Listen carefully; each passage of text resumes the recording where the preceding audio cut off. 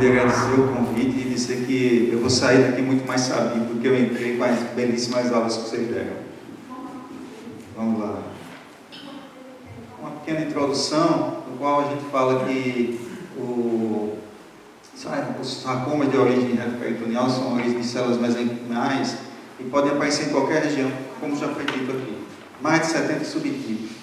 Atentando que nos Estados Unidos, em 2017, houve uma perspectiva de 12 mil novos casos e 15 a 20% tem origem retroperitoneal, que é o objeto da nossa aula.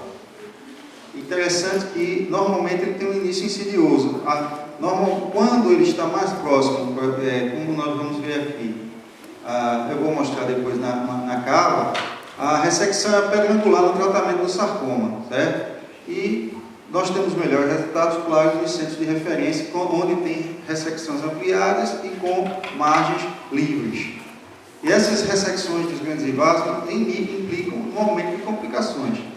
E no retroperitônio, os sarcomas se originam da própria parede, bem como do retroperitônio, como já foi dito aqui, pode ser tanto da origem propriamente vascular, quanto do próprio retroperitônio.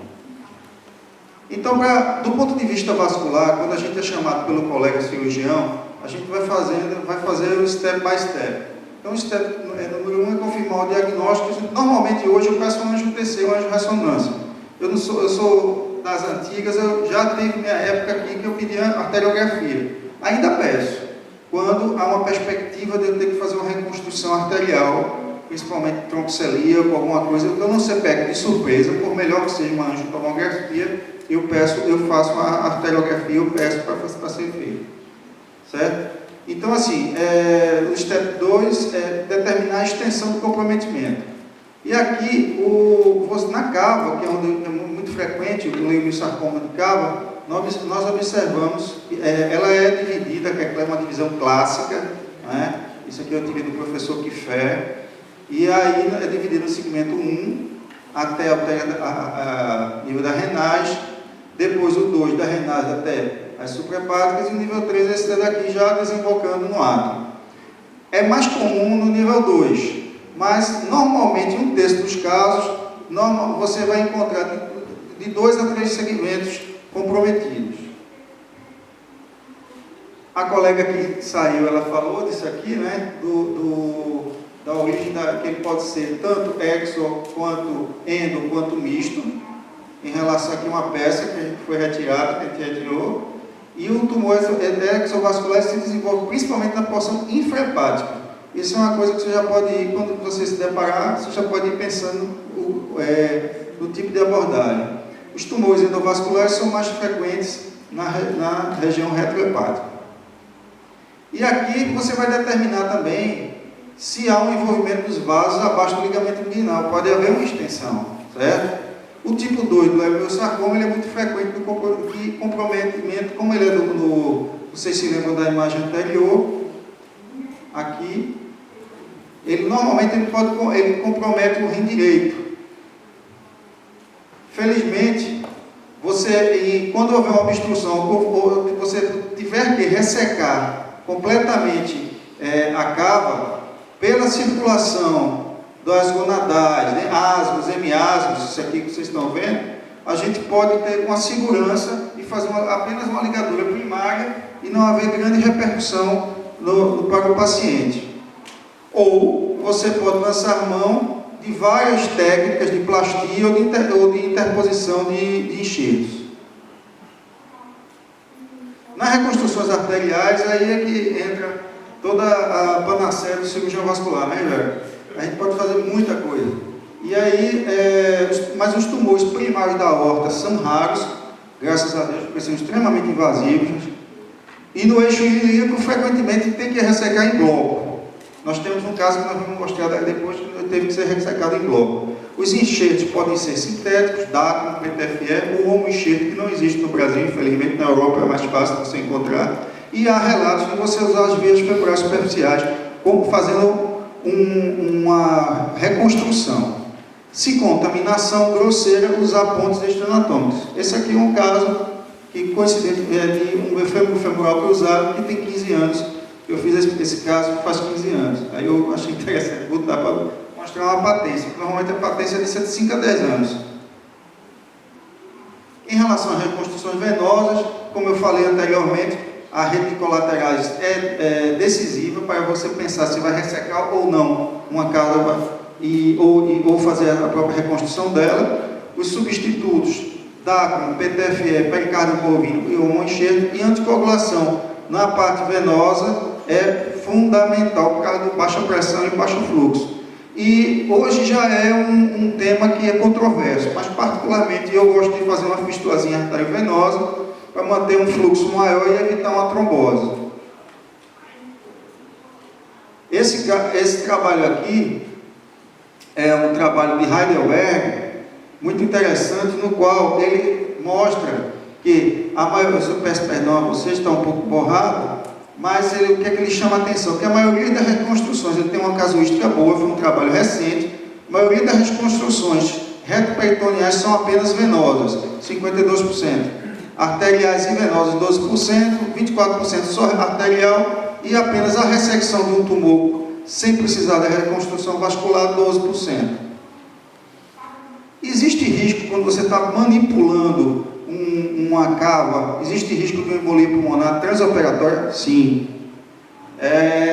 Aqui nesse trabalho, ele fala que há um risco de uma TEV, aqui ficou T, transoperatório em torno de 22%, em torno de 9% foi sintomático, TVP isolada pós-operatório 9%, embolia pulmonar geral 12%. Então existe. Agora, isso justifica colocar o pulmão, o filtro de veia cava.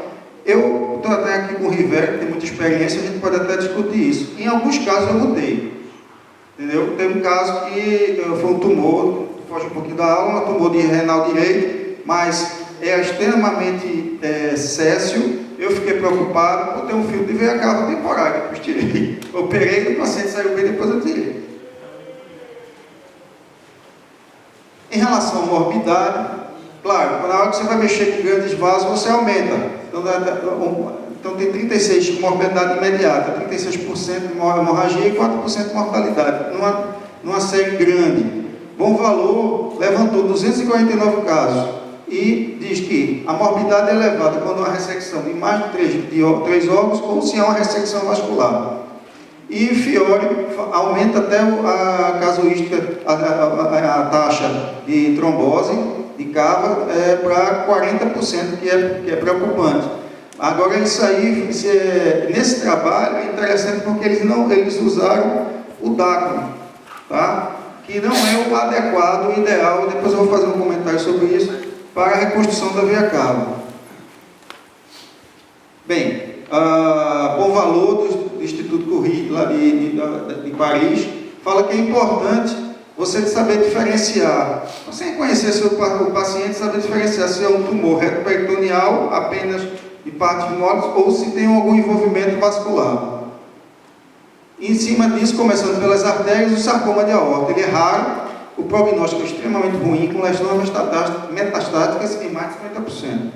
Complicações tromboembólicas com infartos mesentéricos cerebrais. E a sobrevida é em torno de 11 meses. A reconstrução é a reconstrução habitual, como se você fosse operar uma aorta. Esse trabalho aqui, de Heidelberg também, ele mostra com uma boa casuística, e aí a panaceia do que nós podemos fazer de revascularizações. Aqui é um trabalho que ele misturou reto peritoneal com membros inferiores. Aqui o nosso objetivo é o reto peritoneal, e tanto ele usou o enxerto sintético quanto o autólogo, certo? E aqui é interessante a sobrevida nos acessos, nas reconstruções vasculares reto-peritoneais é menor, 60% em 60 meses, em relação a dos membros inferiores. Aqui, outro trabalho do Montpellier, e que ele levantou de 2000 a 2013, em 13 anos, 31 pacientes no total. Mas aqui eu queria mostrar que essas próteses podem infectar, a gente tem que ter muito cuidado em relação a essas próteses, por isso que eu prefiro, quando possível, usar o PTFE, que tem menor taxa de infecção do que o DACO, certo? E também ele mostra que há Dos pacientes que foram ressecados e os que não foram ressecados, você tem uma taxa total de morbidade muito semelhante.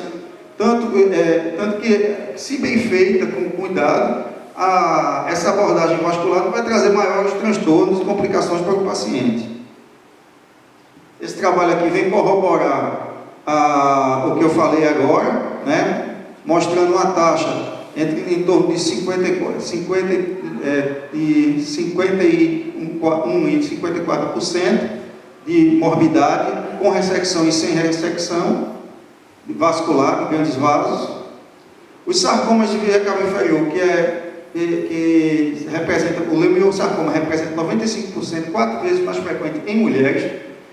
Normalmente, ele pode ser, se ele for intimal, originado da íntima, ele é um fator preditivo negativo, certo? 1%, em 10 anos cai para 29%, e se não operar, mortalidade de 3 meses. Isso aí é impactante. Os aspectos técnicos, aqui o colega Tibério já falou muito bem, das abordagens. Eu estou indo um pouquinho mais para cima, e aí, aprendendo até com meus colegas cirurgiões oncológicos, que eu entro com eles, eu aprendi a fazer o L invertido com vocês, e a incisão de Mercedes. Quando você vai para o segmento 3, já da desembocadura do átrio, você tem que fazer uma toracofenolaparotomia, ou uma esternotomia, fazendo esternotomia e laparotomia, para que você possa instalar um bypass cardiopulmonar, certo? E as ligaduras, como eu falei anteriormente, a ligadura no segmento 2 da veia cava inferior são bem toleradas se houver uma boa circulação colateral. Havendo sinais de hipertensão venosa, que é um caso que eu vou até mostrar depois, ou hipotensão, quando você comprime uma cava, a pressão cai bastante. O débito cardíaco pode cair até 50%. Então, se houver situações dessas, você tem que reconstruir de alguma forma. Eu queria render uma homenagem a Dr. Arno von Ristoff, que eu acredito que ele fez um levantamento de 77 a 2017, e é uma pessoa que é muito solista no nosso meio, né, Rivera? E para mim é um mentor. E sempre que eu tenho uma dúvida, alguma coisa, eu peço ajuda a ele. Você veja a experiência que ele tem. 44 casos de neoplasma em neoplasia de veia cava. Fez bypass cavo atrial, 3 casos. Eu participei de 2 em 27 anos de medicina. É raro, felizmente. E também, ainda continuando, a casuística dele de reconstruções diretas, 52 casos. E ele faz um segmento muito aprimorado. Ele já tem pacientes até com 24 anos de ressecção do tumor e o paciente bem. No sarcoma de veia cava, a prótese ideal, que não existe, infelizmente, no Brasil, é a de PTFE anelada de 20 milímetros. Por que ela é melhor? Como ela é anelada, na hora que você fecha o doente, todas as vísceras vão para cima dentro de uma prótese no regime de baixa pressão, então vai amassar. E aqui ela é anelada, a força radial dela é boa. Então, mesmo no serviço privado, você não consegue achar essa prótese aqui, certo? E aí, eu procurando respostas, eu conversando com o professor Chiesa, aí ele disse que você use o DACMO, ou então faça um tubo com pericárdio bovino e coloque um stent de palmares por dentro, porque aumenta a força radial. Aumenta um pouquinho a conta do paciente, mas pelo menos ele vai ficar com a cava aberta, né? Pois bem, reconstruções longas com repercussões hemodinâmicas e usar o shunt e a anticoagulação a longo prazo. Eu gosto muito de utilizar a anticoagulação, porque o paciente já está no estado de hipercoagulação. Quando você opera a veia, tem um regime de baixa pressão, de baixo fluxo. Você mexe no endotélio, libera substâncias protrombóticas. Não acho nada demais de se deixar anticoagular. Então, assim, quem me conhece está dizendo, poxa, tem pouco sangue nessa aula de volta, né? Normalmente eu gosto de botar, mas isso aqui foi o primeiro caso, tá certo? É um paciente, Dr. Felipe Lopes, que tinha 33 anos, uma extensa massa em flanco esquerdo, né? Você observa que está englobando os vasos ilíacos, certo? Foi feito, tinha uma importante perda de peso, né, Felipe? E aí foi abordagem colocada um duplo J para identificar bem o ureter, há uma abordagem retroperitoneal, e aí eu confeccionei, depois que o Felipe conseguiu tirar toda aquela massa, eu confeccionei uma ponte aorto-ilíaco externa, com PTFE, e quando eu identifiquei que o conto de ilíaco externo estava extremamente tenso, e tinha, você pode ver pelo assoalho pélvico, tinha uma pobre circulação colateral. Então aquilo ali ia trazer problema, ia trazer um edema importante no paciente. Então eu resolvi também reconstruir o eixo venoso. Depois ele fez radioquímio, não foi? Foi bem. Então aqui está uma imagem, tá? Por que PTFE em vez de Dagmar? Eu prefiro, porque o PTFE tem uma melhor patência e menor incidência de infecção. E aí você observa aqui, dando um zoom, como estava tensa, né, a veia. Isso aqui depois que fez a drenagem. Então aqui da veia ilíaca externa para a cava, e daqui da artéria ilíaca externa para a aorta. Esse paciente evoluiu, houve uma descontinuidade do pulmonírico dele, e ele evoluiu com uma flegmase cerulea dolens. Observe que o aumento da circulação venosa aqui, até tinha bolhas, um edema importantíssimo. Então eu resolvi botar em sala, na hemodinâmica, para tentar desobstruir um pouco esse eixo. No ultrassom mostrou uma trombose venosa extensa ilio-femoral. E aí, por uma abordagem poplítea, guiada por ultrassom, eu coloquei, entrei pelo outro lado, coloquei um filtro, porque eu imaginei que com essa manipulação eu poderia fazer uma embolia pulmonar transoperatória. Hoje em dia é discutido em Beitânia, né, Rivera, se bota ou não filtro. Mas realmente eu fiquei com medo e achei melhor. Filtro temporário que depois você pode tirar. E aí, procedi a uma recanalização com um device chamado Aspirex. Infelizmente só tinha de 8 French, o ideal seria um de 10 French. Comecei a limpar, olha, aqui ó, a trombose, tinha aqui um bypasszinho natural, e consegui, isso aqui é o eixo, foi a imagem que eu consegui resgatar, mas já havendo uma recanalização, e se eu não conseguir tirar todos os túmulos, pelo menos eu diminuí a hipertensão venosa, e ele evoluiu bem, tá? Evoluiu bem e saiu do quadro crítico. Isso aqui é o segundo caso, que o Dr. Fábio Moura me chamou para ajudá-lo, que terminou gerando uma monografia de um residente, tá? Um sexo masculino, de 37 anos, jovem, e ele tinha essa massa, isso foi em 2015, tinha uma massa que englobava, que invadia a cava, tá certo? E extrema aderência com o fígado, comprometendo o lobo caudado, e também com o tronco celíaco, o diâmetro em torno de 6,6 com mais de 900 centímetros de comprimento. Nessa situação, eu resolvi fazer, como havia o relato da tomografia dizia que tinha uma aderência importante ao tronco celíaco, eu fiquei preocupado com isso e resolvi fazer um estudo, porque se eu tivesse que ressecar tudo, eu teria que já me programar para uma revascularização.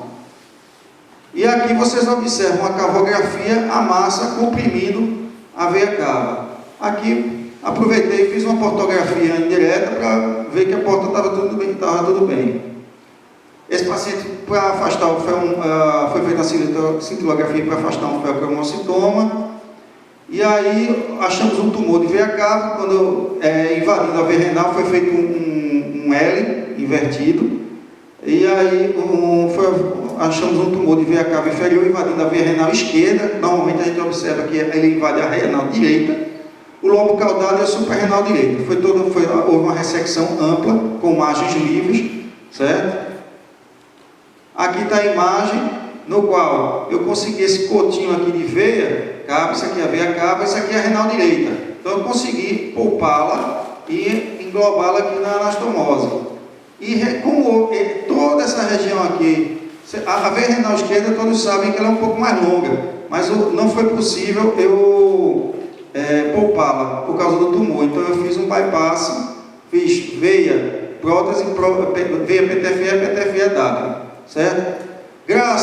E para retirar o lobo caudado, normalmente você tem que fazer, muitas vezes você tem que fazer um tríplice clampeamento por causa do sangramento, mas graças a um device que eu fui apresentado, que eu misturei com jato d'água, né? Foi possível fazer sem usar um shunt intracava, né? Para evitar o sangramento e para manter a hemodinâmica do paciente. Aí o paciente evoluiu com choque séptico, com colangite, que foi tratado adequadamente e, curiosamente, apresentou uma trombose apenas da via renal. Talvez tenha algum problema técnico ou algum problema de acotovelamento. Como o paciente estava bem e por causa da circulação colateral no hilo renal, que poupou o rim, eu achei melhor não intervir. Esse paciente foi de 2015. Ontem eu procurei saber como é que ele estava, disse que ele está muito bem, mas ele mora em Caruaru e não quer voltar para cá. Curiosamente, todo mundo apostava que ia ser um leiomiosarcoma. A patologista disse que era um chevanoma, e porque ela assinava embaixo porque tinha células espinhosas. Aí eu não vou entrar no mérito da questão, porque eu não sei nada sobre isso. Para finalizar, o caso 3, eu peguei quinta-feira esse caso com o Dr. Mário Rino, uma senhora, 54 anos, obesa, tinha uma dor, mandaram ela emagrecer, ela começou a andar e sentiu uma dor no flanco direito toda vez que ela caminhava. O exame realmente era difícil, um cirurgião geral disse que ela tinha uma hernia inguinal, mas felizmente foi feita uma tomografia que mostrou essa massa, tá certo? Alguém falou, acho que foi o professor Marcelo, sobre a questão da proximidade que a gente tem que ter com os radiologistas. O colega que fez essa tomografia escreveu para mim e disse: Walter, eu não estou conseguindo ver a veia, eu acho que a veia já está trombosada. Pois bem, mas você vê que aqui está a artéria e já englobada por essa massa mediana, com possibilidade de ampliar, tá certo? Fazer o L invertido, mas foi possível. Identificamos essa massa e aí iniciamos por isolamento da artéria renal, da ilíaca comum, da ilíaca externa e da hipogástrica, e depois isolei aqui a artéria ilíaca externa, já ela próxima ao ligamento, mas ainda dentro da cavidade, e aqui a nossa surpresa, eu achei a veia extremamente aderida a essa massa. E aí começamos a proceder à limpeza, soltar, e no final foi esse. Eu queria chamar a atenção, isso aqui, gente, isso aqui é a veia. A veia estava extremamente amassada, comprimida por essa massa. E eu acredito que ela era da parede da veia ilíaca, porque aqui eu tive que fazer uma ressecção e uma plastia, mas ficou de bom tamanho, certo? Isso aqui já é o aspecto final, ilíaca externa e a veia ilíaca. E aí fui conversar com a doutora Anadele, e ela disse: olha, Walter, eu acho que uma lâmina sugestiva realmente de leiomiosarcoma. Bom, e para conclusão, a pergunta que foi feita: qual é o papel do cirurgião vascular na equipe? Eu pego de um capítulo de livro de cirurgia vascular do professor Palombo, de Gênova, que ele diz que o conhecimento da história, e ele fala DMT, que é Disease Management Team. O vascular tem que fazer parte desse time, ele tem que ficar só um passo atrás, só esperando que comece a te chamem ele. Então, o conhecimento da história natural, as várias opções de tratamento e seus resultados pertencem ao oncologista e ao oncocirurgião. É necessária a discussão com o cirurgião vascular para maiores informações da abordagem e o melhor plano de intervenção. Obrigado.